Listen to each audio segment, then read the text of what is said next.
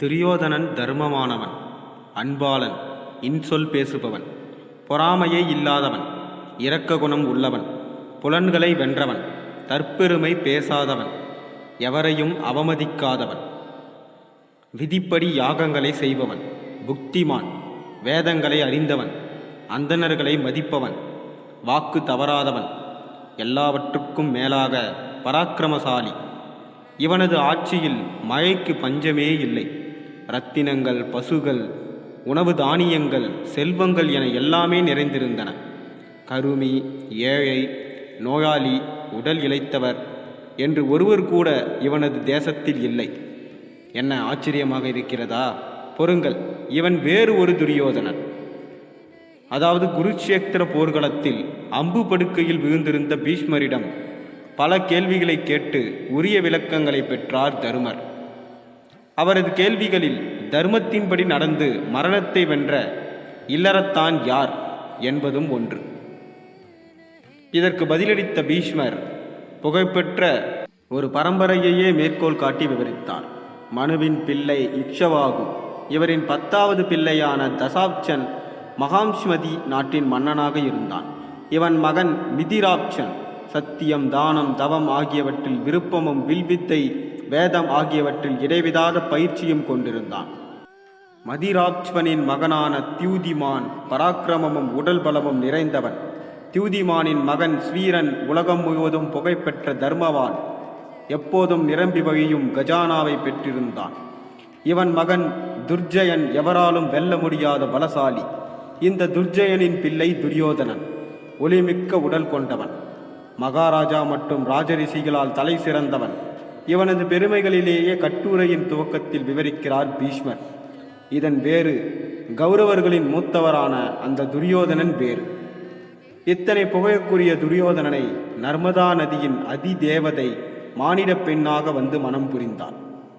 இவர்களுக்கு பிறந்தவனே சுதர்சனை பேரழகி. ஒரு நாள் தன் தந்தை துரியோதனின் ஆணைக்கு இணங்க அக்னிஹோத்திர சாலையில் பணியில் ஈடுபட்டிருந்தான்.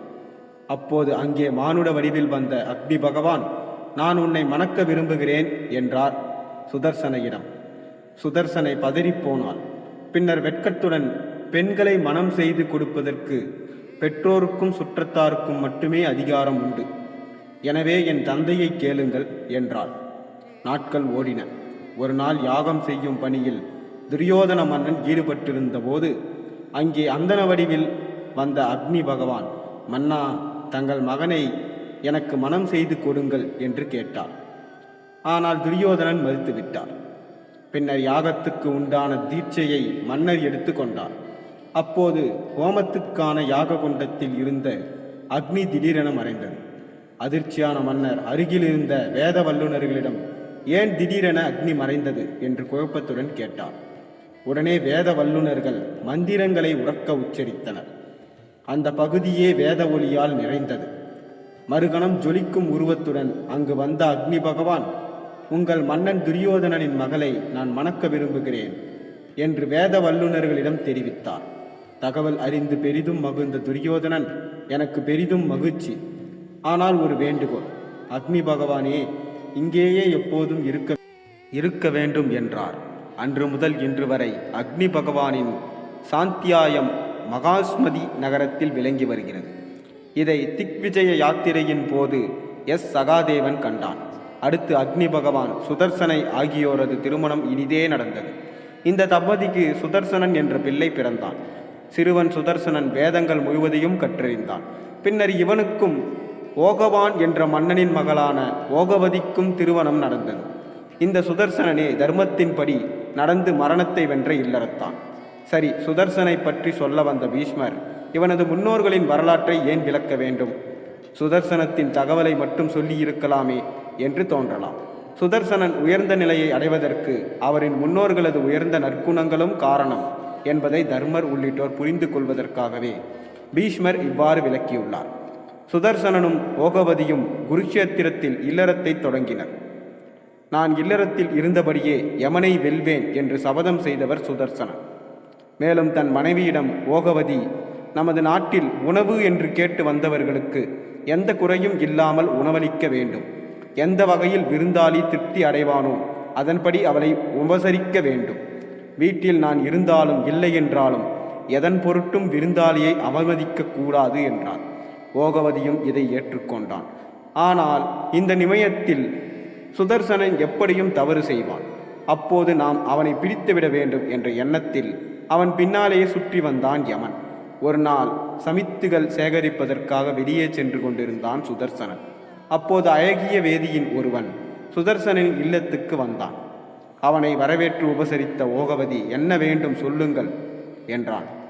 வேதியின், எனக்கு நீதான் வேண்டும் என்றான். அதிர்ந்தாள் ஓகவதி. இதற்கு பதிலாக விலை உயர்ந்த பொருட்களை தருவதாக சொன்னாள். ஆனால் வேதியன் மறுத்துவிட்டான். செய்வதறியாது தவித்தாள் ஓகவதி. அப்போது கணவன் சொன்ன அறிவுரைகள் நினைவுக்கு வந்தன. பின்னர் ஒரு முடிவுக்கு வந்தவளாக அப்படியே ஆகட்டும் என்றபடி வேதியனுக்கு அருகில் அமர்ந்தாள். இந்த நிலையில் ஆசிரமத்திற்கு திரும்பினான் சுதர்சனன். வழக்கம் போல் யமனும் பின்னாலேயே வந்தான். வாசலில் நின்றபடி ஓகவதி என்ற குரத்த குரலில் கொடுத்தான் சுதர்சனன். பதிலில்லை. மறுபடியும் குரல் கொடுத்தான். அப்போது ஆசிரமத்தின் உள்ளே இருந்த வேதியன் பதில் சொன்னான். சுதர்சனா, விருந்தாளியாக வந்த எனக்கு உன் மனைவி அனைத்து வித அதிதி பூஜைகளையும் செய்வதாக சொன்னாள். ஆனால் நானோ அவளை விரும்பினேன். எனவே என்னுடன் தான் இருக்கிறாள். இதோ இதுவே தருணம். இவன் தன் நியமத்தில் இருந்து பெயரப் போகிறான் என்று யமன் தன் கையில் இருந்த தடியை தயாராக வைத்து நின்றான். ஆனால் சுதர்சனின் சொல், செயல், பார்வை மற்றும் நடவடிக்கை என்று எதிலும் எந்த மாற்றமும் ஏற்படவில்லை. சலனமே இன்றி பேசினான். வேதியனே, அதிகளது மனம் மகிழும்படி பணிபுரியவும் இல்லறத்தானுக்கு இதைவிட பெரிய தர்மம் வேறென்ன இருக்கிறது? என் உயிர், மனைவி, உடைமைகள் அனைத்தும் அதிதிகளுக்கு கொடுக்க தகுந்தவையே. நிலம், நீர், நெருப்பு, காற்று, ஆகாயம், புத்தி, ஆத்மா, மனம், காலம், திசை ஆகிய 10 நம் உடலில் இருந்தபடியே நாம் செய்யும் நல்வினை மற்றும் தீவினைகளை கவனித்து வருகின்றன. எனவே எனது சபதத்தில் இருந்து விலக மாட்டேன். இதனால் தேவர்கள் என்னை எதுவும் செய்யட்டும் என்றான் சுதர்சனன். அப்போது 4 திசைகளில் இருந்தும் இது உண்மை, உண்மை என்று ஒலித்தது. அப்போது அந்த வேதியன் வாயு பகவானைப் போல ஆகாயம் பூமி எங்கும் பரவி பிரம்மாண்ட வடிவத்துடன் வெளிப்பட்டான். பிறகு சுதர்சனனிடம், குற்றமற்றவனே, நான் தர்ம தேவதை, உன்னை சோதிக்கவே வந்தேன். உனது சபதத்தில் நீ வென்றுவிட்டாய். பதிவிரதையான உன் மனைவி ஓகவதியை எவராலும் வெல்ல முடியாது. இவள் சொல்வது பலிக்கும். உலக பாவங்களை போக்கும் விதமாக ஒரு பாதி உடலால் ஓகவதி என்னும் நதியாகவும் மறுபாதி உடலால் உன் மனைவியாகவும் இருப்பாள். உன் தவத்தால் கிடைக்கப்பட்ட உலகங்களுக்கு இவளும் செல்வாய். இந்த உடலுடன் அழிவில்லாத உலகங்களை அடைவாய். யமன் உன்னிடம் தோற்றான்.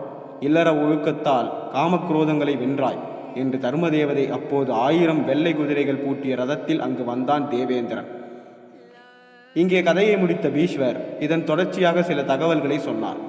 தேவேந்திரனே, தேடி வரும் அளவிற்கு ஓர் உயர்ந்த நிலை சுதர்சனுக்கு கிடைத்தது. எப்படி?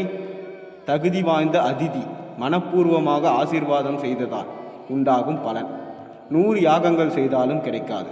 நல்ல விருந்தாளி ஒருவரை உபசரிக்காமல் போனால் நாம் செய்த தான தர்மங்கள், நற்செயல்களுக்கான புண்ணிய பலன்கள் நம்மை விட்டு நீங்குவதுடன் பாவத்தையும் சேர்த்துவிடும். தவிர நமது புண்ணிய பலன்கள் நம்மால் அவமானப்படுத்தப்பட்ட விருந்தாளிக்கு போய்விடும். சுதர்சனனின் கதையை தினமும் படிப்பவரும் கேட்பவரும் புண்ணிய உலகங்களை அடைவார் என்றார் பீஷ்மர். இந்த கதை உங்களுக்கு பிடித்திருந்தால் மறக்காமல் ஒரு லைக் பண்ணிட்டு சப்ஸ்கிரைப் பண்ணிட்டு போங்க. மேலும் இது போன்ற ஆன்மீக கதையை உங்களை நாளை சந்திக்கிறேன். நன்றி, வணக்கம்.